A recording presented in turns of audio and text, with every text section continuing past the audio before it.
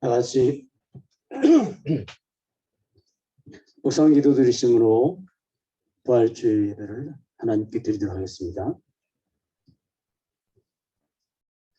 너희 의인들아 여호와를 즐거워하라. 찬송은 정직한 자들이 마땅히 행할 바로다. 수금으로 여호와께 감사하고 열줄 비파로 찬송할지어다.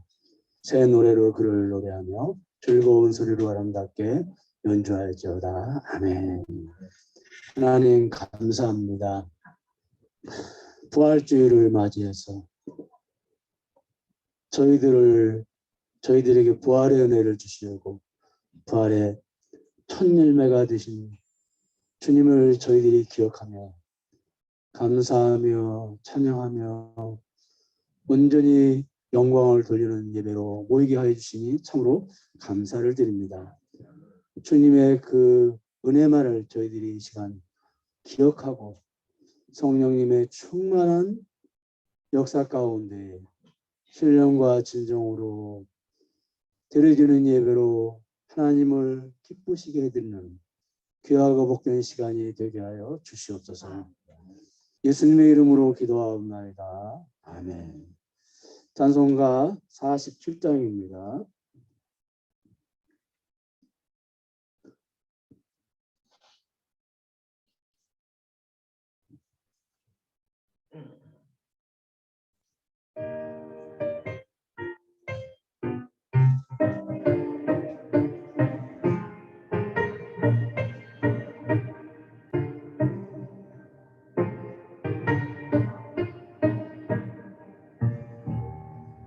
하늘이 부르고 그높이 맑은 날 찬란한 아침이 열려 밝았네. 주 앞에 나가 그 이름 부르며 지은 죄 많아도 용서해 주시니 주 말씀 들으며 가슴을 여는 날 기쁨의 파도가 밀려와 닿네. 피곤한 몸담아 편안히 쉬는 날 성전에 나와서 주 찬양하리라.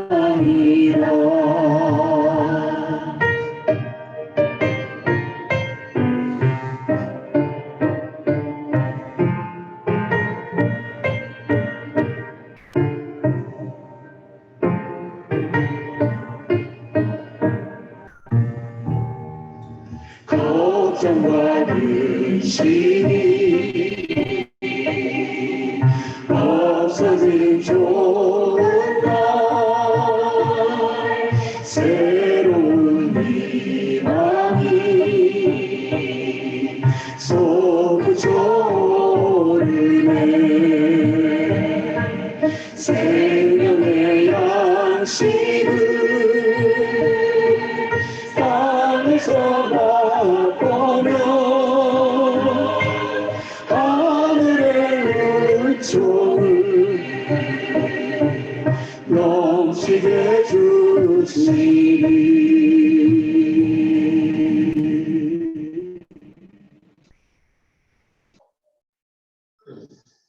사도신경으로 신앙을 고백하시겠습니다. 전능하사 천지를 만드신 하나님 아버지를 감사하며 그의 아들 우리 주 예수 그리스도를 믿사오니 이는 성령으로 잉태하사 동정녀 마리아에게 나시고 은혜의 아들에게 구원을 받았으나 십자가에 못 박혀 죽으시고 장사한 지 사흘 만에 죽은 자 가운데서 다시 살아나시며 하늘에 오르사 전능하신 하나님 우편에 앉아 계시다가 저리로서 생자와 죽은 자를 심판하러 오시리라. 성령을 일사하며 거룩한 후회와 성도가 서로 맡는 죄를 사하시는 것과 몸이 다시 사는 것과 영원히 사는 것을 믿사옵나이다. 아멘.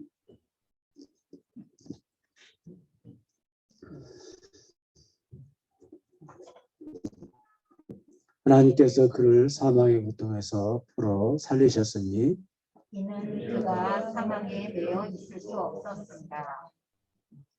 우리 주 예수 그리스도로 말미암아 우리에게 승리를 주신 하나님께 감사하노니 그러므로 내 사랑하는 형제들아 견실함으로 흔들리지 말고 항상 주의 일에 더욱 힘쓰는 자들이니라. 이 말을 할 때에 예수께서 친히 그들 가운데 서서 이르시되 너에게 평강이 있을지어다 하시니 그들이 놀라고 무서워하여 그 보는 것을 영으로 생각하는지라. 예수께서 이르시되 어찌하여 두려워하며 어찌하여 마음에 의심이 일어나느냐 내 손과 발을 보고 나인 줄 알라. 또 나를 만져보라. 영은 살과 뼈가 없으되 너희 보는 바와 같이 나는 있느니라. 그러나 이제 그리스도께서 죽은 자 가운데서 다시 살아나사 잠자는 자들의 첫 열매가 되셨도다.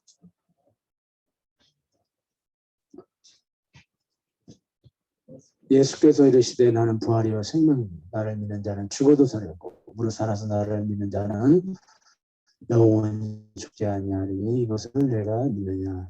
이르되 주여 그러하이다. 주는 그리스도시요 세상에 오시는 하나님의 아들이신 줄 내가 믿나이다. 아멘. 찬송가 165장입니다.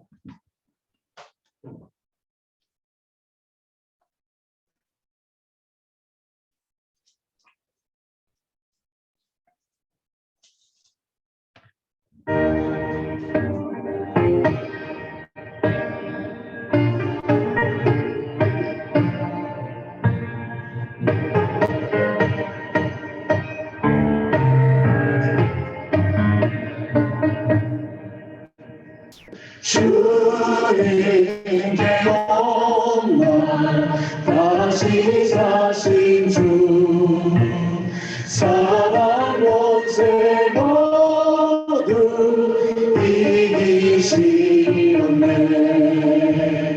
흰 옷 입은 천사 돌을 옮겼고 누우셨던 곳을 비어 있었네. 주님의 영광 다시 사신 주 사망 권세 모두 이기시었네. 부활의 주님 나타나시사 두려움과 의심 물리치셨네. 주의 교회 기뻐 찬송하여라. 다시 사신 주님 죽음 이겼네.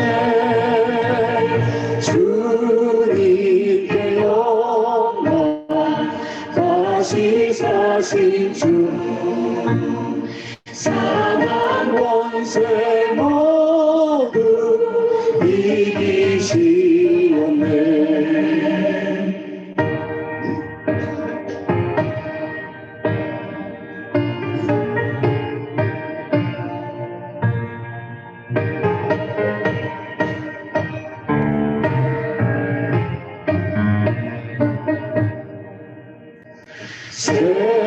생명의 이름 영광의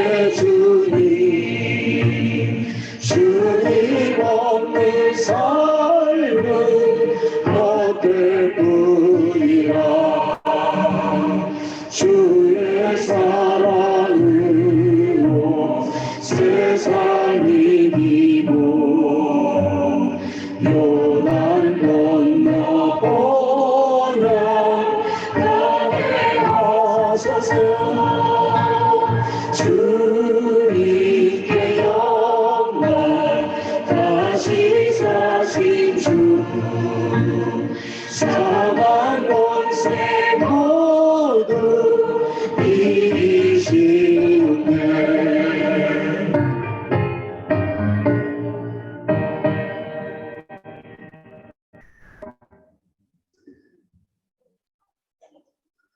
기도드리겠습니다. 하나님, 참으로 감사를 드립니다.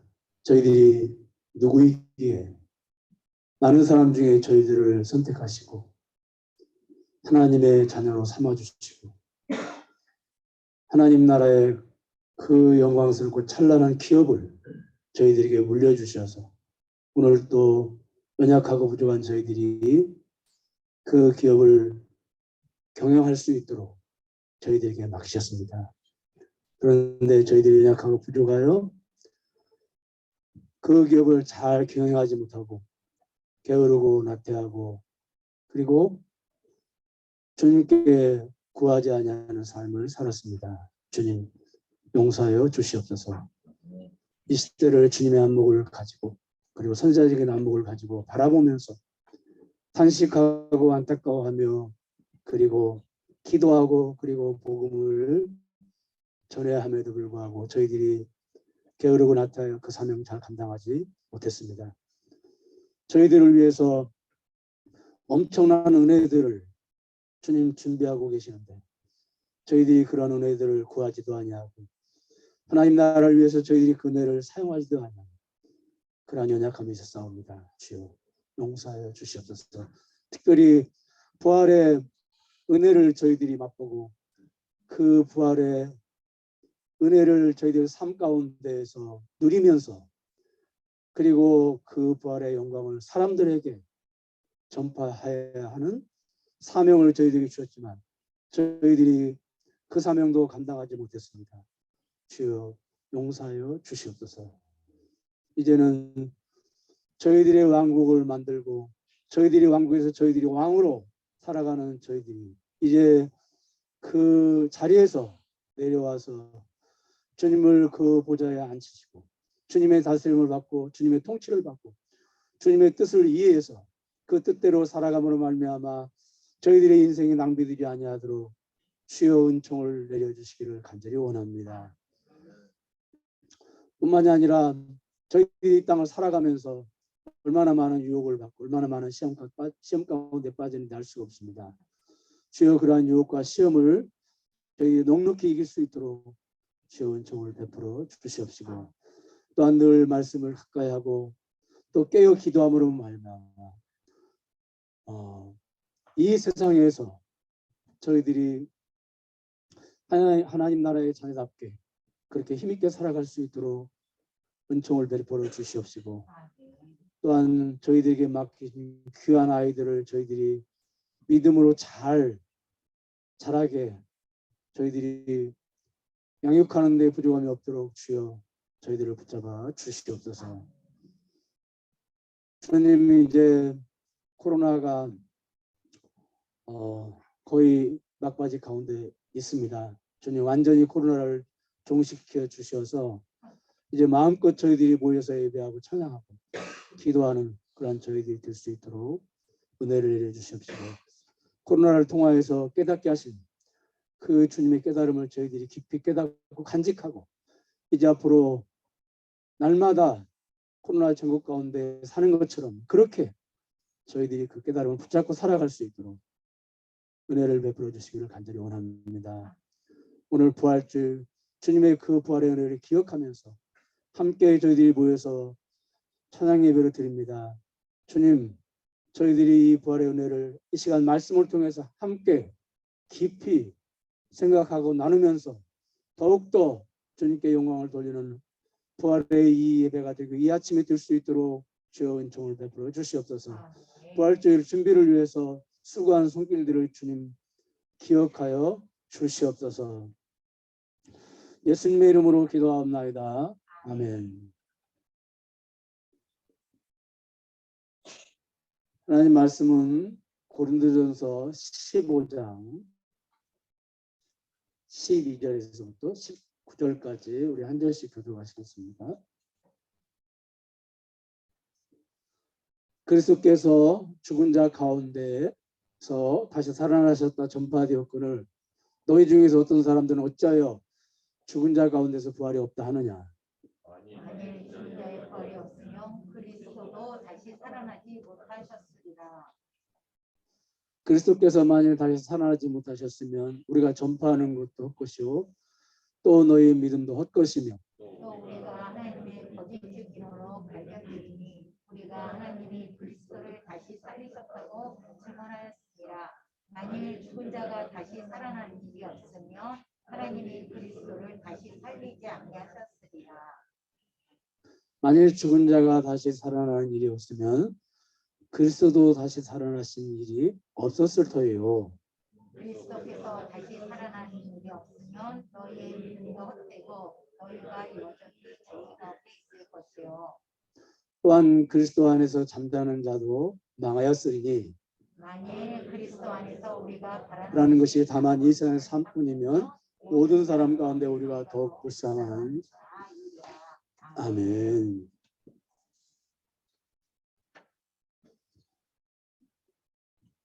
고린도 교회에 들어온 이단들은 예수님의 십자가 사건이나 예수님의 부활 사건은 부인하지 않았습니다.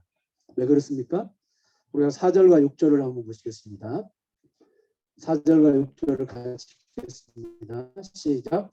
장사진에 바치었다가 성령대로 사흘 만에 다시 살아나사 게바에게 보이시고 후에 12 제자에게와 그 후에 500의 형제에게 일시에 보이셨나니 그 중에 지금까지 대다수는 살아있고 어떤 사람들은 잠들었습니다. 예. 부활 사건을 목격한 사람들이 500여 명이 넘습니다. 십자가 사건을 목격한 사람들은 아마 더 많았을 것입니다.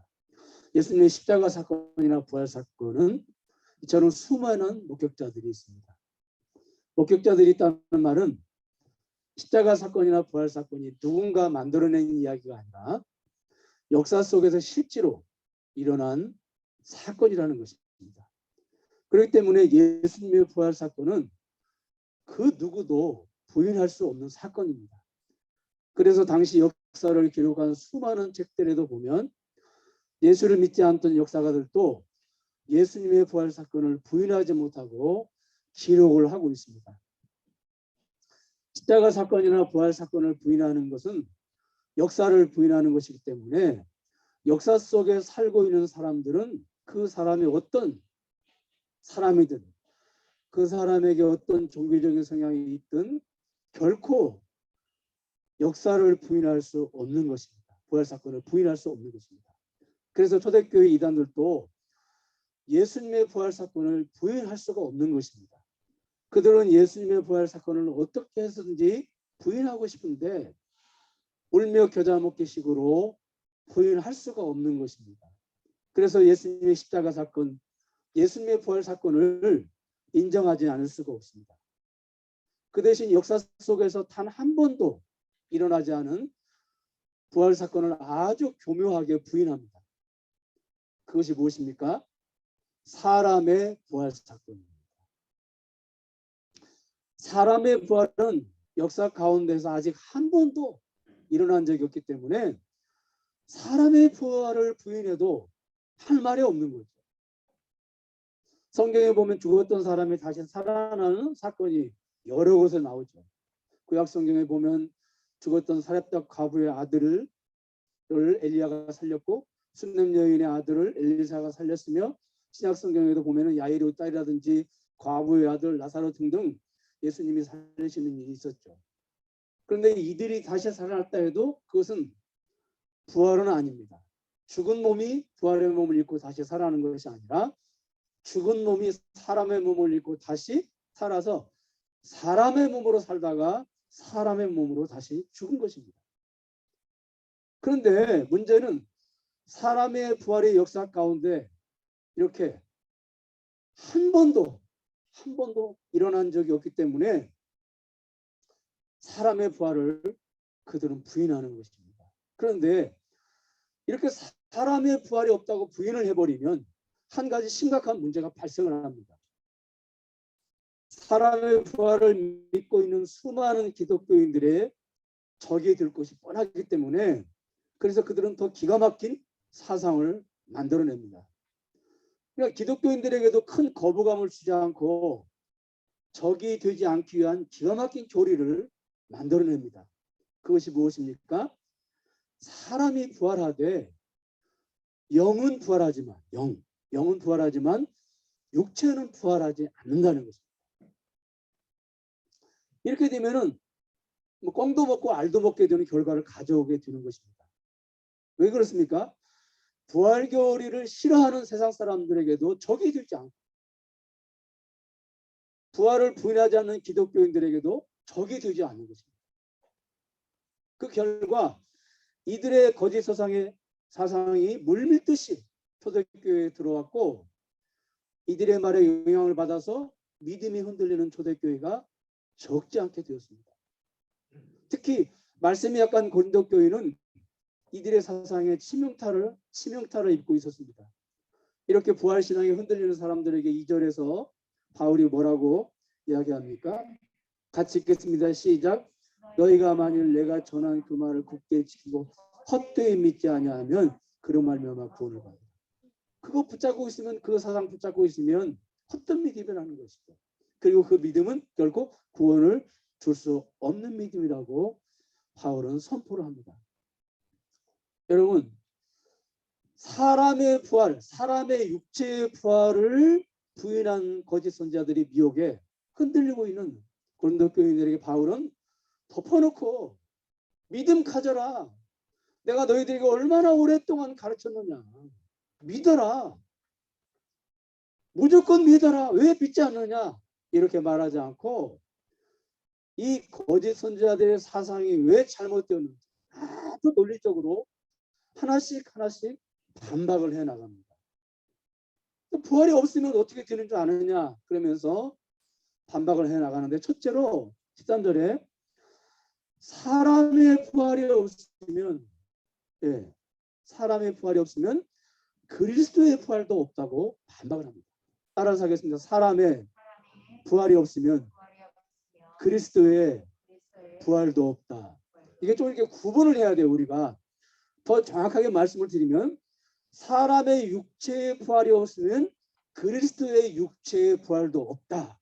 따라 하시겠습니다. 사람의 육체의 부활이 없으면 그리스도의 육체의 부활도 없다.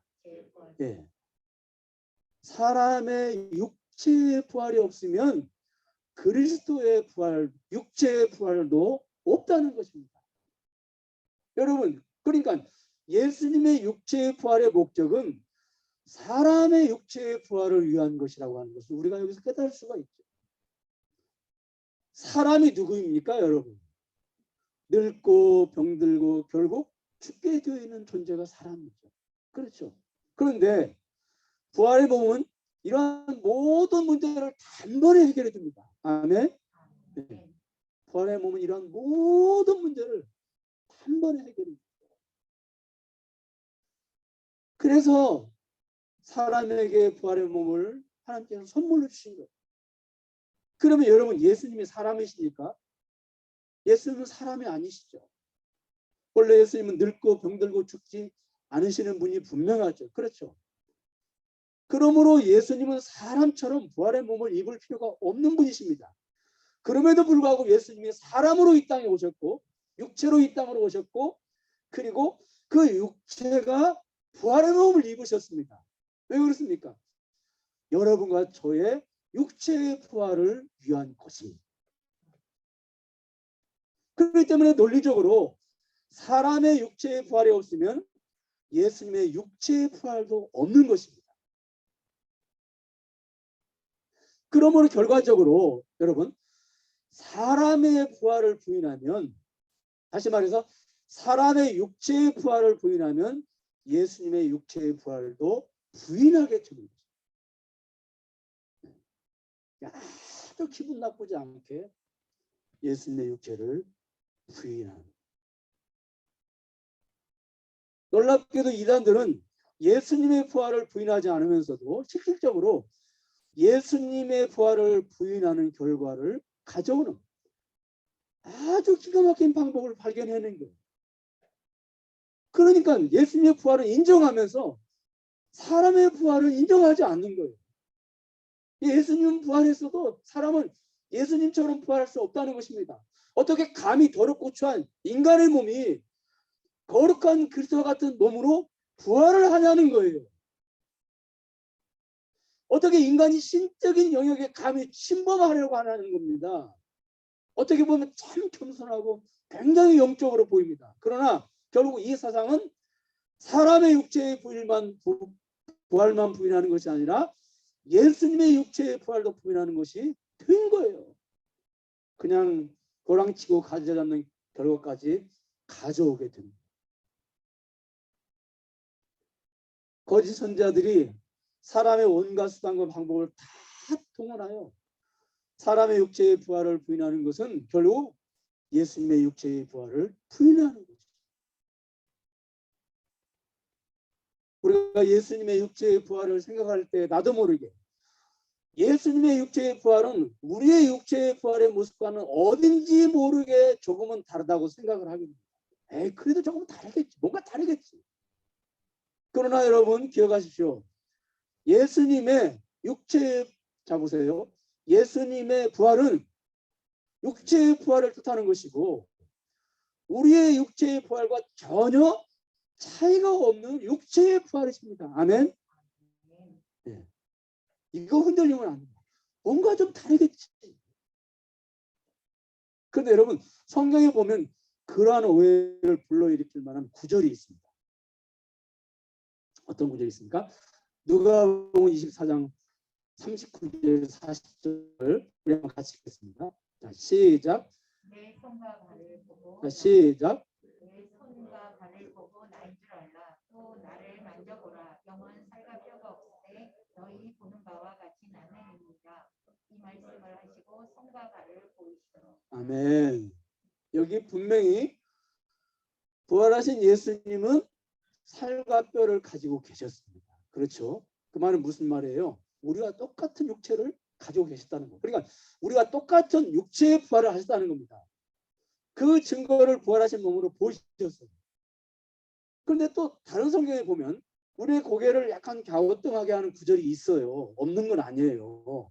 그게 몇 절이냐면 요한복음 20장 19절에서 6절을 우리 한번 같이 읽겠습니다. 시작. 이날 곧 안식구 첫날 저녁에 제자들이 유대인들을 두려워하여 모인 곳에 받았더니 예수께서 오사 가운데 서서 이르시되 너희에게 평강이 있을지어다. 자, 이거 보세요. 문들이 닫혔는데 예수께서 어떻게 합니까? 자, 오사. 성경 기자는 아주 분명하게 두리뭉실하게 이 부분을 넘어가지 않고 문이 닫혀 있는데 예수님께서 오셨다는 거예요. 들어오셨다는 거예요. 제자들이 있는 공간으로 들어오셨다. 자, 보세요. 여러분 육체를 가지고 있으면 문을 열고 들어와야 되죠. 그렇죠. 문을 그냥 통과할 수는 없는 거잖아요. 뿐만이 아닙니다. 요한복음 10장 26절 또 같이 읽겠습니다. 시작. 여대를 지나서 제자들이 다시 집 안에 있을 때에도 도마도 함께 있고 문들이 닫혔는데 예수께서 오사 가운데 서서 여기도 분명하게 문들이 닫혔는데 예수께서 오사 들어오셨어요. 그냥 문을 통과하셨어요. 자, 그러니까 육체로 부활하셨는데 그래서 살과 뼈를 가지고 계시고 그걸 보여주셨단 말이에요. 옆구리 창자국을 보여주셨단 말이에요. 그렇죠? 그런데도 그 몸이신데도 그냥 문을 통과해서 들어오시고 그 다음에 또 갑자기 사라지시고 그것뿐만이 아니죠. 승천하실 때 예수님께서 뭘 타고 올라가시지 않았잖아요. 그렇죠? 그냥 올라가셨어요. 그러니까 이게 무슨 말이냐면 우리가 여기서 무엇을 할 수 있냐면 부활하신 예수님의 몸은 공간의 제한을 받지 않으시고 어떤 중력 법칙의 지배를 받지 않으셔요.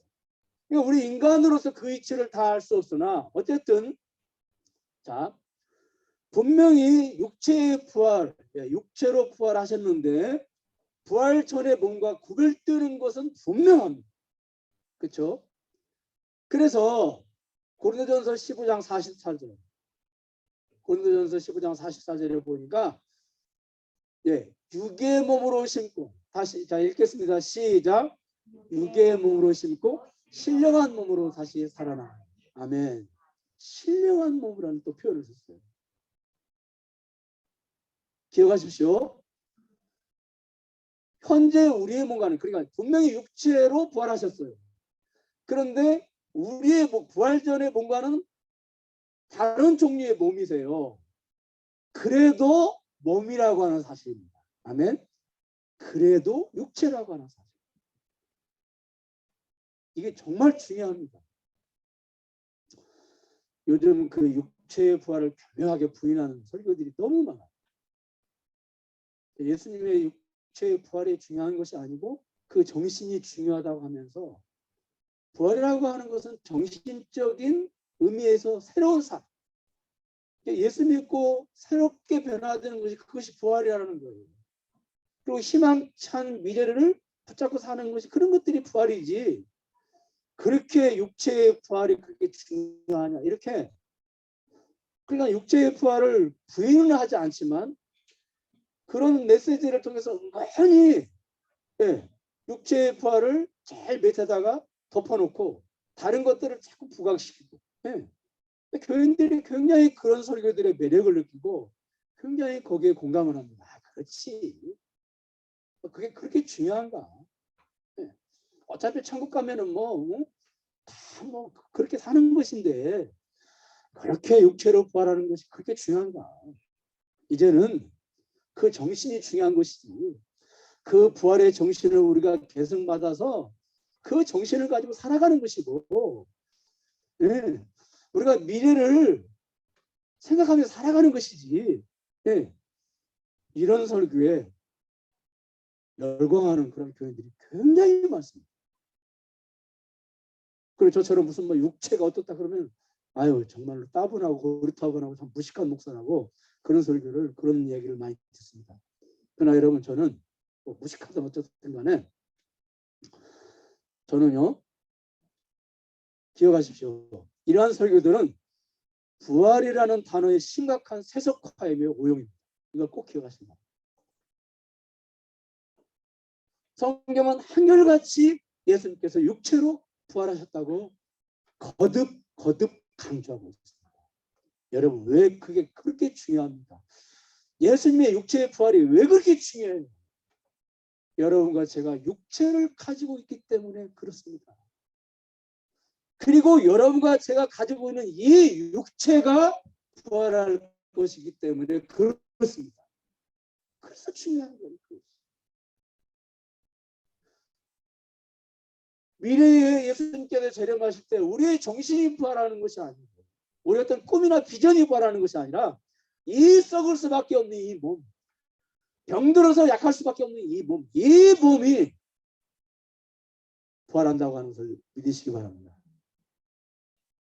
우리의 몸은 죄로 말미암아 죽을 수밖에 없는 운명에 처해 있습니다. 그래서 우리는 한평생 죄 있는 육체를 안고 살아갑니다. 예를 들어 설명하자면, 마치 고장난 중고차를 끌고 다니는 것과 마찬가지죠. 중고차는 종종 문제를 일으킵니다.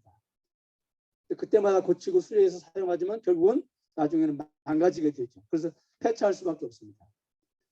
그러면 운전수는 그 차를 할 수 없이 버릴 수밖에 없어요. 여러분, 마찬가지로 우리의 영혼은 한평생 동안 죄로 말미암아 죽을 수밖에 없는 육체를 데리고 살다가 마침내 떠나가게 돼요. 그걸 죽음이라고 합니다. 그렇죠? 그래서 우리가 이제 죽고 나면 영혼은 천국에서 예수님과 함께 안식을 누리다가 예수님께서 재림하실 때 예수님과 함께 육체가 묻혀있는 이 땅에 내려오게 됩니다. 이걸 그림을 정확하게 여러분들이 그리고 계셔야 돼요. 그때 아주 극적으로 감동적인 상복이 일어납니다. 어떤 상복이 일어나는 줄 아세요? 땅에서 다시 살아난 몸과 다시 만나게 됩니다. 극적인 상복, 감격적인 상복이 일어나는 거예요. 오랫동안 헤어졌던 영혼과 육체의 재상봉이 이루어집니다. 그런데 이 만남은 그저 옛 모습 그대로의 만남이 아니라 완전히 새롭게 변화된 극적인 재상봉입니다.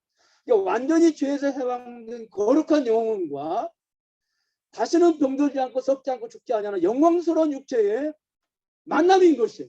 아멘. 그 만남인 것이에요. 그러니 여러분 얼마나 얼마나 감격스럽겠어요.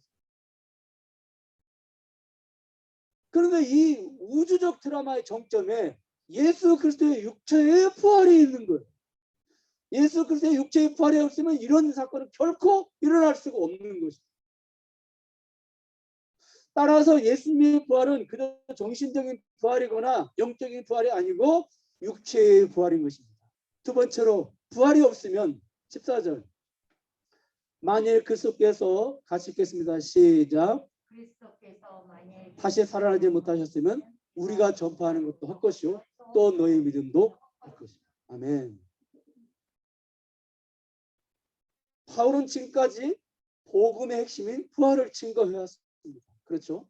그런데 만일 그리스도께서 부활하시지 않았다면 바울이 전한 복음이 거짓이며 속임수이고 아무 효과도 없는 쓸모없는 것이라는 거예요. 15절을 보니까 여기 15절에 보니까 한마디로 자 보세요. 그냥 쉽게 말하면 한마디로 부활이 없는 복음은 일종의 사기라는 거예요. 사기. 가끔 안 믿는 남편이 교회에 처음 나와가지고 이제 목사님 설교를 들으면서 속으로 아이고 사기치고 있네 사기치고 있는데 계속 그런다는 거예요. 네. 사기치고 있네 사기치고 있네. 아주 교묘하게 속이네 이런다는 거예요. 안 믿는 남편이 그냥 아내가 자꾸 교회 가자고 그러니까 아이 부활주일은 안 믿는 사람도 가는 거야. 그래가지고 나와서 이제 목사님 설교 들으면서 야 참 잘 속인다 사기 잘 친다 그런다는 거예요 속으로. 근데 여러분 부활이 없으면 진짜 사기를 치는 거예요. 근데 저는 최고의 사기꾼이에요. 부활이 없으면. 그 이야기를 하고 있는 거예요 여러분. 그 다음에 세 번째로 부활이 없으면 14절 만일 그리스도께서 다시 살아나지 못하셨으면 우리가 전파하는 것도 헛것이고 그 다음에 너의 믿음도 헛것이다. 네.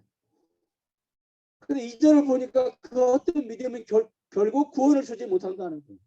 자, 바울은 분명 십자가만을 전한다고 했고 그의 다짐대로 십자가를 전했고 많은 사람들이 십자가의 복음을 듣고 믿었습니다. 그런데 바울은 왜 부활을 믿지 못하면 헛된 믿음이라고 했을까요?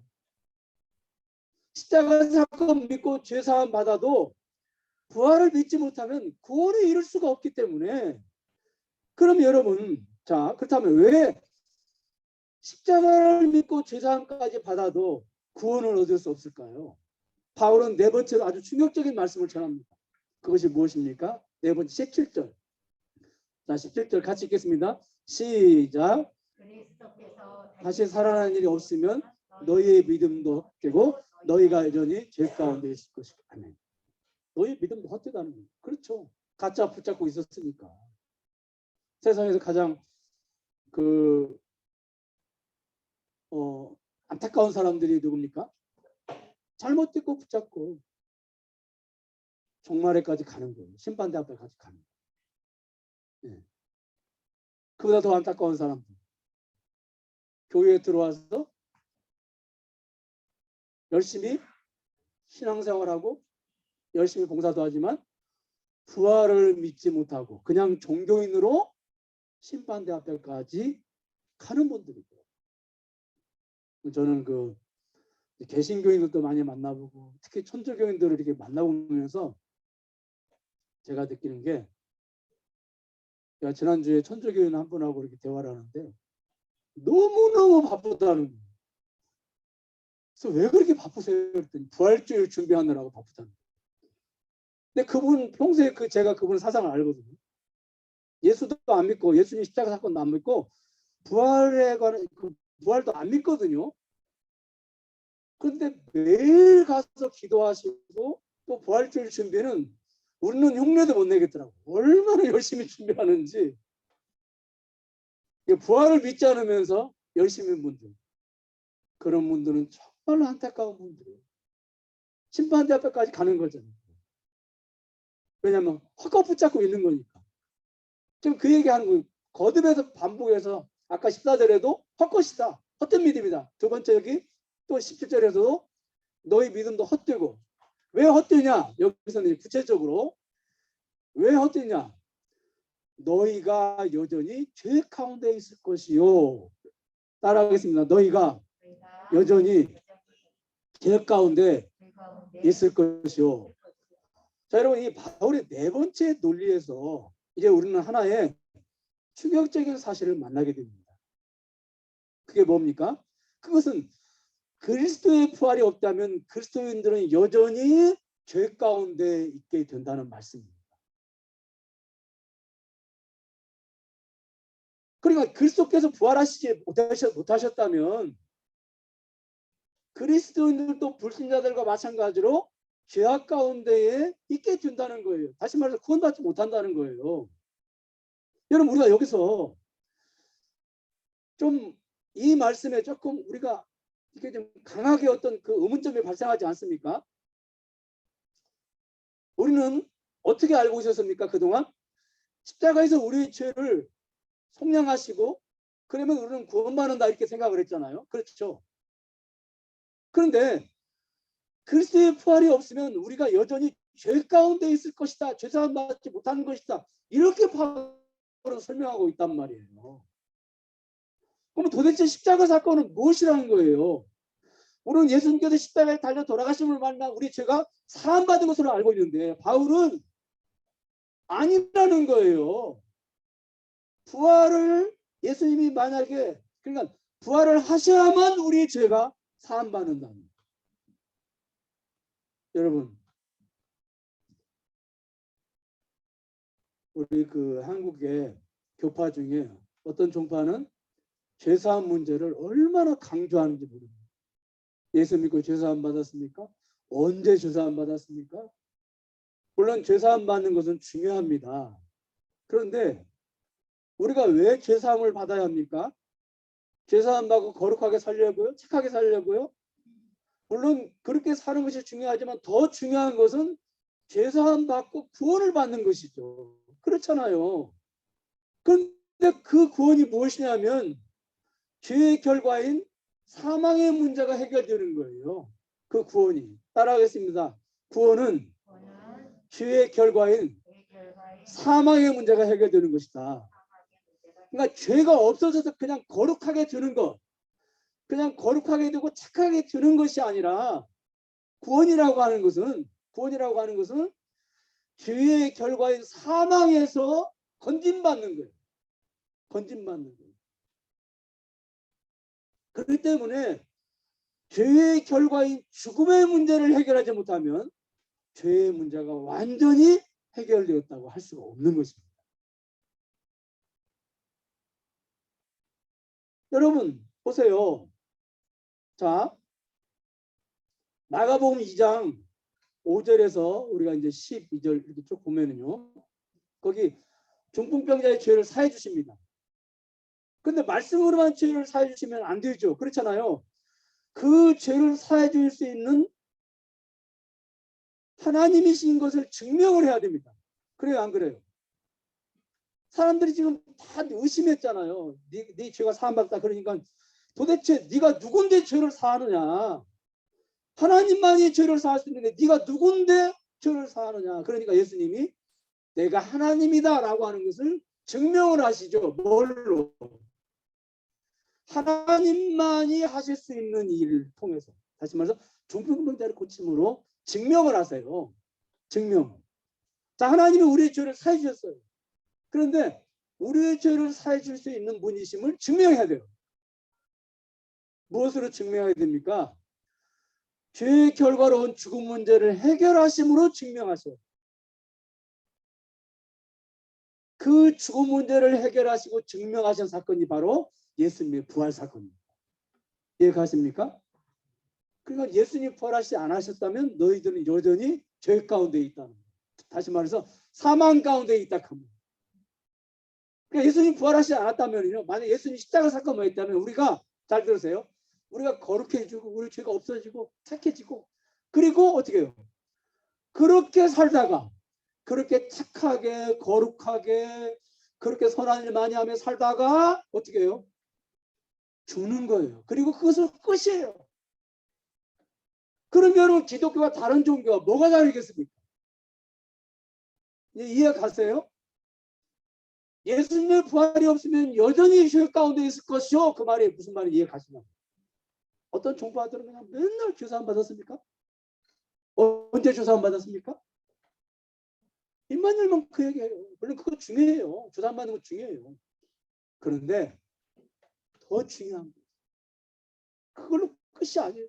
주사안 받고 거룩하게 되고 착하게 살다가 죽고 그리고 끝이면 그건 다른 종교와 기독교가 무슨 차이가 있냐 그 말이에요. 예수님이 부활하시지 않았으면 너희들은 여전히 죄 가운데 있을 것이다. 여전히 너희들은 죄 가운데 있을 것이다.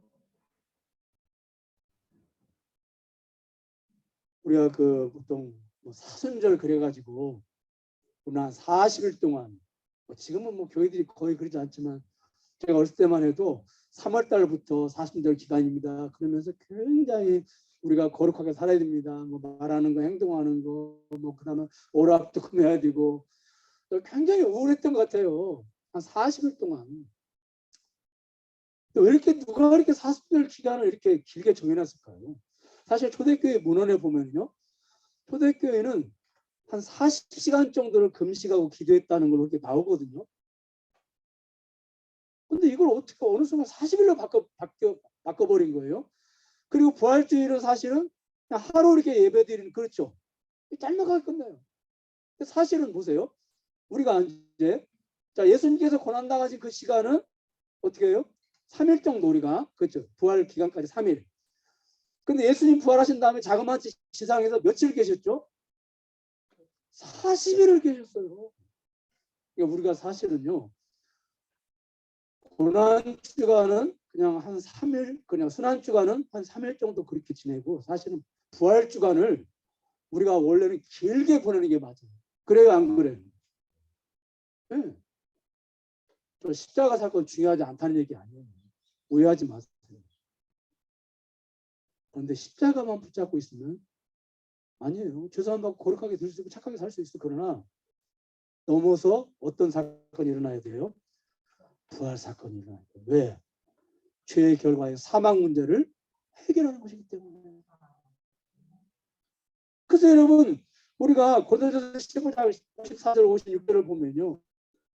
그 결론 부분에 이제 고린도전서 15장이 부활장이란 말이에요. 그 결론 부분에서 바울이 무슨 얘기를 하고 있냐면 자, 이 썩을 것이 썩지 아니함을 입고 쭉 그 얘기하다가 이제 사망아 여기 보세요.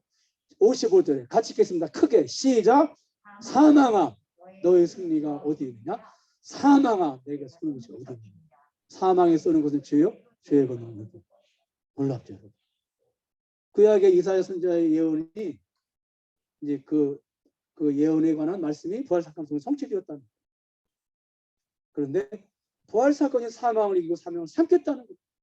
만약 부활이 없으면 여전히 우리는 사망 가운데 있는 것이고 이 땅에서 죄사함 받고 거룩하게 착하게 살다가 죽는 것으로 인생이 끝내는 거예요.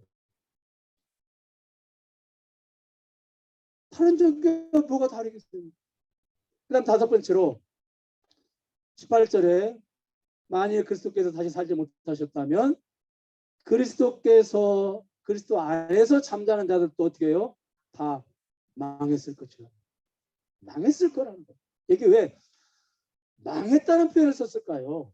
죽은 사람에게 좋은 말을 안 쓰고 사자 명예훼손죄가 크잖아. 그런데 왜 망했다는 표현을 썼을까요? 이건 그냥 자연사한 사람들을 말하는 게 아니고요. 복음 전하다가 순교한 사람들. 네. 그런 사람들도 결국은 다 망한 거예요.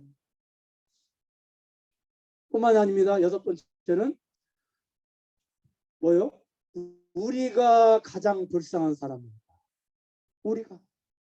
부활이 없으면 우리가 가장 불쌍한 사람. 32절을 보세요. 부활이 없으면 그냥 먹고 마시고 노세 젊어서 노세 뭐 늙어지면 못 노나니 이렇게 세상처럼 살면 되는데 부활이 있는 걸 믿기 때문에 30절을 보세요. 언제나 위협을 무릅쓰고 위험 가운데 살아요. 그 다음에 32절 보세요. 날마다 죽는 삶. 무엇 때문에? 부활을 믿기 때문에. 고린도후서 11장 23절과 27절에 보면은 바울이 내가 얼마나 많은 매를 맞고 내가 얼마나 옥에 자주 갇히고 내가 얼마나 자주 굶주리고 내가 얼마나 많은 위험 가운데 처해 있었고 날마다 죽는다. 그 말이 정말로 맞는 말. 왜 그래요? 부활을 믿기 때문에.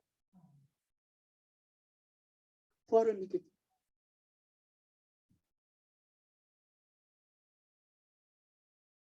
여러분, 바울이 이렇게 살게 된 원인, 수많은 신앙의 선배들이 이렇게 살게 된 원인은 부활이 있기 때문에. 그런데 부활이 없다면 우리는 세상에서 가장 불쌍한 삶, 가장.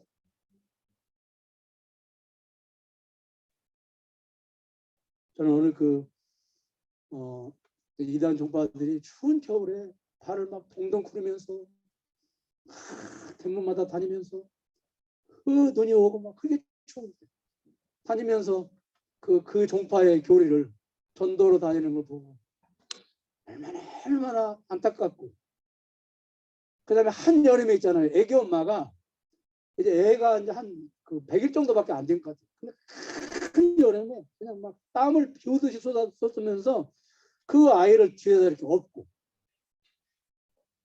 이렇게 집마다 방문하는 거예요. 어머니 하나님 믿으셔야 된다. 어머니 하나님이 누군지 아시죠? 안상홍 증인이고. 그다음에 또 밤에 나타났어요. 이분이 이 애엄마가 밤에 아니 낮에 그렇게 수고했는데 왜 밤에도 다니시냐고 그랬더니 낮에는 다녀보니까 다 출근해가지고 사람이 없더라는 거예요.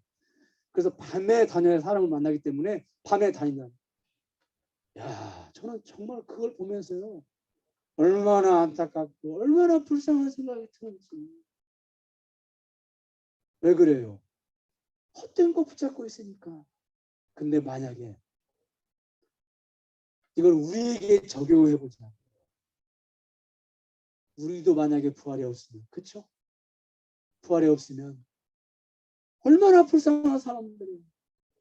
지난주에 뭐 그냥 벚꽃이 그냥 얼마나 예쁘게 폈는지 좀 봐야지. 벚꽃 좀 지나서 이제 부활길쯤.